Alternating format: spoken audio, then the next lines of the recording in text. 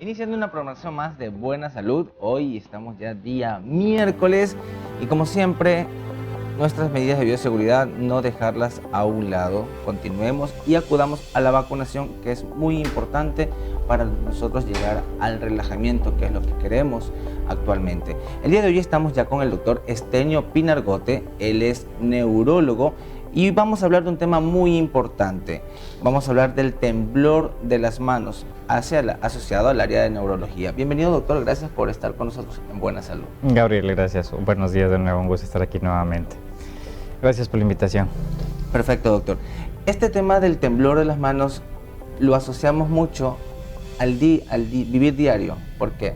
Porque a veces nosotros estamos ansiosos.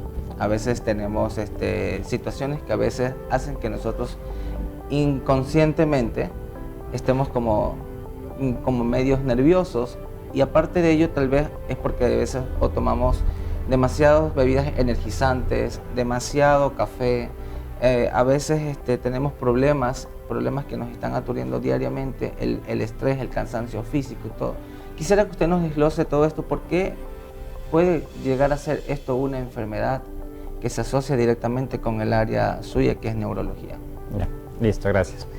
A ver, efectivamente, vamos a hablar ahorita de lo que es el temblor, que no ocurre por enfermedades, sino en otro contexto. Por ejemplo, cuando alguien hace mucho ejercicio, mucha fuerza, está agitado, es normal que se tiemble un poco. Si alguien coge un martillo y después de eso suelta el martillo, es posible que tiemble un poco. Eso es un temblor fisiológico normal.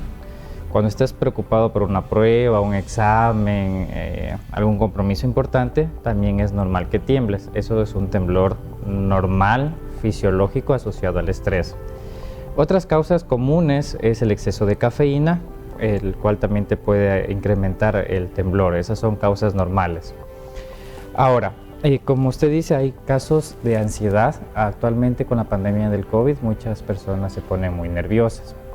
Hay pacientes inclusive que se llama trastorno de pánico o crisis de angustias. Los pacientes sienten miedo, desesperación, ganas de llorar, de salir corriendo, siente que se va a morir, que le va a dar un infarto, le oprime el pecho, falta de aire, hormigueo, sudoración fría. El paciente jura que se va a morir y efectivamente no tiene nada. Le hacen electrocardiogramas, tomografías, todo, y todo está normal. Ese paciente lo que cursa es con un trastorno de pánico, y durante el trastorno de pánico, el momento que ese paciente siente que le va a dar algo malo, que se va a morir, llorar, correr, y muchas veces no es entendido por los familiares, ese paciente a veces llega muy nervioso. Entonces sí, efectivamente hay temblores que ocurren en otras circunstancias normales, por estrés físico, psicológico, o por ejemplo en el trastorno de pánico, que el paciente se siente que se va a morir, que le va a dar algo malo, una angustia, una desesperación terrible. Sí. Así es. Usted habló algo, un factor importante, el estrés físico o fisiológico. A veces nosotros, por estar en toda X situación, como lo decía al inicio, a veces tenemos este tipo de problemas, o a veces nosotros podemos decir, no, como que me tiembla la mano porque me tomé un exceso de una bebida energizante, por ejemplo, porque aparte de que uno se pone como tembloso, también el corazón también empieza a palpitar, ¿ya? Entonces, pero en este caso, si yo tengo ya ¿cuándo yo puedo decir que tengo un problema ya fisiológico, ya de pronto que ya no sea un problema momentáneo, sino que ya se está como poniendo un poco más cuando es rutinario, llega a una gravedad de que tal vez yo esté con un tic y no me doy cuenta, sino que ya más adelante ya digo, no, tengo que visitar al médico porque estoy con este problema. A veces cuando las personas, como usted ya lo nombró, están ansiosas por el tema del COVID, es un tema que todos nosotros hemos pasado y hemos estado con este tipo de ansiedad, y a veces tal vez inconscientemente nos decimos, no, yo estoy bien, pero mi cuerpo responde de una manera incorrecta, o tal vez no es la que debería responder. Cuando usted como neurólogo dice, este problema o que te están temblando las manos, ya es un problema que sí debemos tratarlo porque puede llegar a ser una enfermedad, ¿y cuáles serían estas enfermedades? Ya. A ver, en los primeros casos, por ejemplo, en el temblor producido por alguna sustancia, acordémonos que hay algunos productos naturales o energizantes que tienen un exceso de cafeína. Es como tomarte 4 o 10 tazas de café en un solo botella pequeña. Entonces lo que se hace es retirar este energizante. Cuando tienes el trastorno de pánico, angustia, miedo, desesperación, necesitas ir a un buen médico general, a un psicólogo, a un psiquiatra, a un neurólogo, alguien que te pueda ayudar de una manera más cómoda. O sea, todos los casos sí necesitan tratamiento y no necesariamente con medicamentos. Ahora, las dos causas más comunes en la tercera edad, en edad avanzada de temblor, suele ser temblor esencial, que es el paciente de edad que tiembla al firmar, y el Parkinson, que es el temblor que ocurre cuando el paciente está quieto, que la mano le hace así. Entonces, un temblor es cuando coges algo, una taza, una cuchara, y el otro temblor es cuando la mano está quieto, el paciente distraído, viendo otro lado y la mano le tiembla. El uno le decimos que es un temblor postural, que ese casi siempre es un temblor esencial, y el que el paciente está quieto, temblando así, poniéndose lento, caminando despacio, ese suele ser Parkinson. Entonces, las dos causas más comunes en la tercera edad suele ser el temblor esencial cuando coges una cuchara o cuando escriben, y es un poco gracioso porque la mayoría de gente piensa que como el paciente está de la tercera edad, es normal que tiemble, pero eso no es normal, ¿ok? Entonces dice, ya, como está mayorcito, ya tiembla. Entonces, no, eso no corresponde a la realidad. Entonces, sí, ¿cuándo tienen que ir al médico? Generalmente siempre. Y dependiendo de la enfermedad que tenga, a veces se requiere un tipo de terapia o medicamentos o psicólogos o fisioterapia, pero sí es muy importante que el paciente siempre acuda, inclusive porque a veces el paciente no sabe. Yo me he llevado a veces desagradables sorpresas, que tengo jóvenes que tiemblan mucho y cuando tú revisas, toma un producto natural que tiene cafeína por 4, 8, 10 tazas y se toma 3, 4 al día.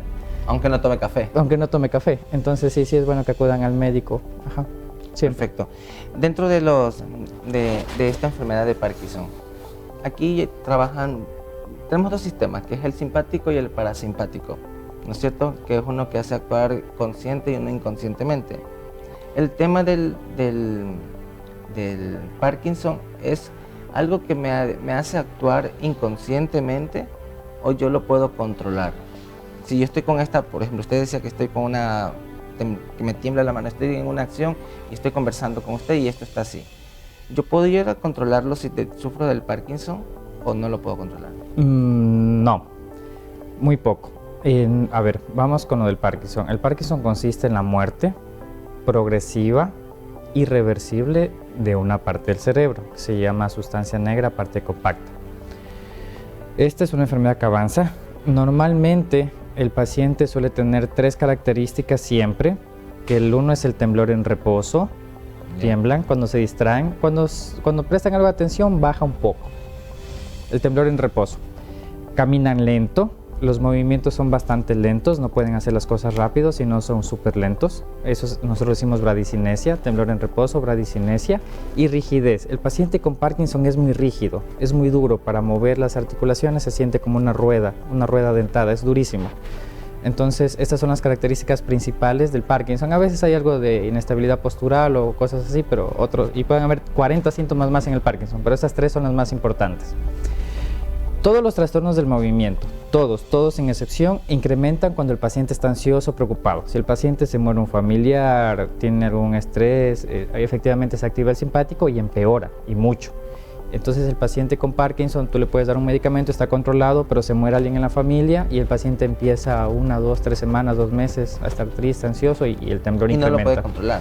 Y ahí sí ya no lo puede controlar tan bien con medicamentos ni poniendo de parte entre comillas, aunque en el Parkinson, como les digo, esto es progresivo. Ajá, igual, en cualquier otro tipo de temblor, cuando esté nervioso, empeora. Perfecto.